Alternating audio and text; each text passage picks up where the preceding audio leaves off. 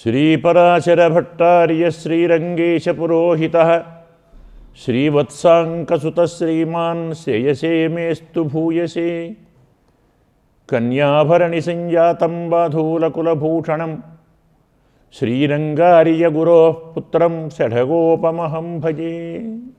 అస్మద్గురుభ్యో నమః.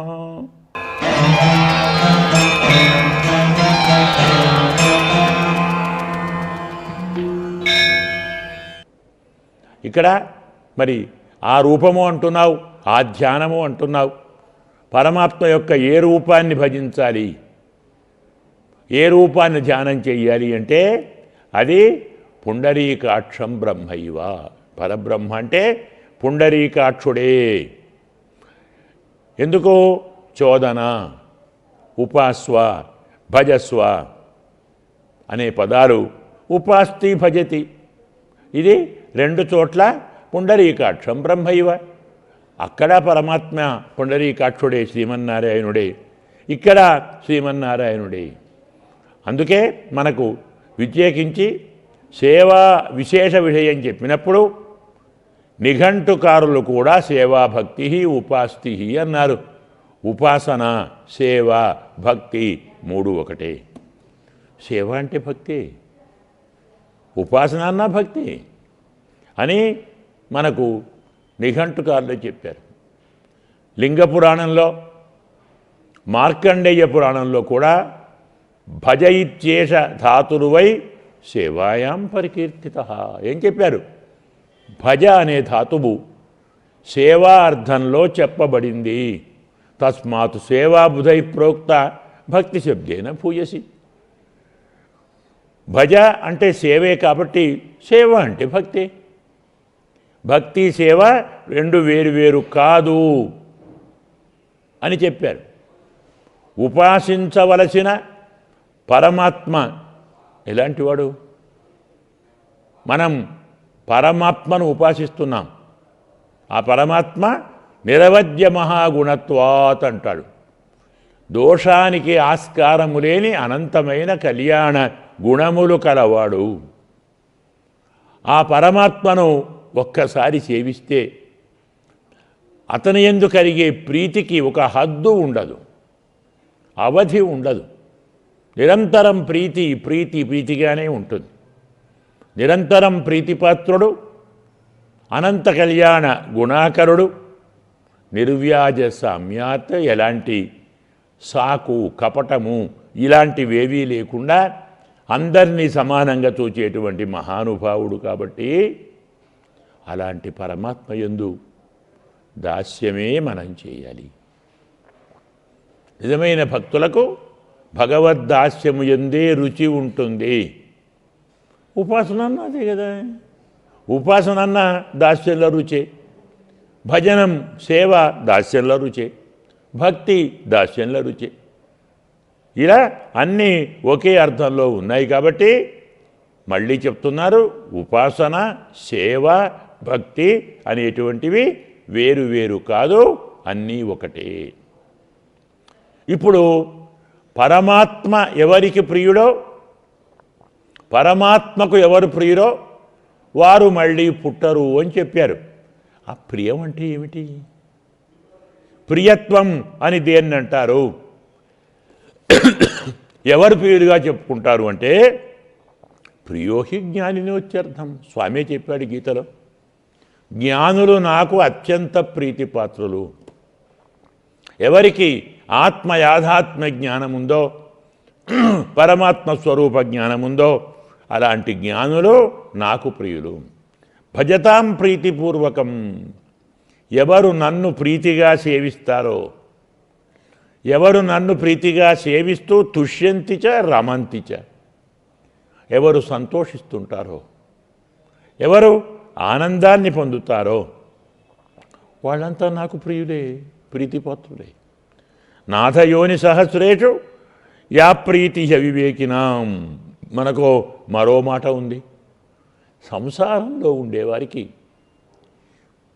ప్రకృతి సంబంధమైన భార్య, పిల్లలు, డబ్బు, ధనము, ఇల్లు, వస్తువులు సాంసారిక విషయభోగాల యందు ఎలాంటి ప్రీతి ఉంటుందో, వివేకం లేని వారికి భార్యాపుత్రాది సాంసారిక విషయాలలో ఎలాంటి ప్రీతి ఉంటుందో, ఎంత గొప్ప ప్రీతి ఉంటుందో, వివేకం ఉన్నవారికి పరమాత్మ యందు అంతకంటే కొన్ని లక్షల కోట్ల రెట్లు ఎక్కువ ప్రీతి ఉంటుంది.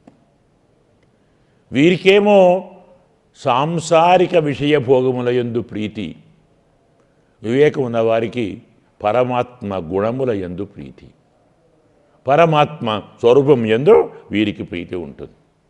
అందుకే సేవా భక్తి సమాఖ్యాత మళ్ళీ చెప్తున్నాడు. సేవ అంటే భక్తి. ఇది జ్ఞానవాసనతోటే చేస్తాం. జ్ఞానం ఉన్నవారే పరమాత్మను సేవించాలనుకుంటారు. అంతే కదా. ఎవరికి పరమాత్మ స్వరూపం తెలుస్తుందో, ఓహో ఇంతటి మహానుభావుడా, ఇంత గొప్పవాడా, అలాంటి మహానుభావుణ్ణి కాక మనం మరెవరిని ప్రేమించాలండి? వీళ్ళంతా తుచ్చులు, అనిత్యులు, అల్పులు. మనం సేవించినా ఇంత ఫలితం ఇస్తారు. అది కూడా ఇస్తారని నమ్మకం లేదు. కులశేఖరుడు చెప్తాడు, నాధేయన పురుషోత్తమే త్రిజగతామేకాధిపే చేతసా సేవ్యే స్వస్య పదస్య దాతరి సురే నారాయణే తిష్టతి. పురుషోత్తముడు, త్రిలోకాధిపతి, మనస్సుతో మాత్రమే సేవించదగినవాడు, దేవత, దేవ దేవ దేవ అధిపుడు నారాయణుడు. అలాంటి మహానుభావుడు ఉండగా ఎంకంచిత్ పురుషాధమం, ఓ సామాన్య పురుషుణ్ణి కతిపయ గ్రామేశం. శ్రీమన్నారాయణుడు అనంతకోటి బ్రహ్మాండములకు అధిపతి. మనం కొలిచేవాడు ఒక ఇంటికి అధిపతి, లేకుంటే ఒక ఊరికి అధిపతి, ఎక్కువ 10 గ్రామాలకు అధిపతి. లోకాధిపతి కాడు కదా. త్రిలోకాధిపతి, అనంత కోటి బ్రహ్మాండ నాయకుడైన పరమాత్మ ఉండగా ఒక ఊరుకు 2 ఊర్లకు అధిపుడైనటువంటి వాణ్ణి సేవిస్తే ఏదో కొద్దిగా ఇచ్చేటువంటి వాణ్ణి సేవించాలనుకుంటున్నారు. ఎంత మూర్ఖులండి వీరు అంటాడు కులశేఖరుడు.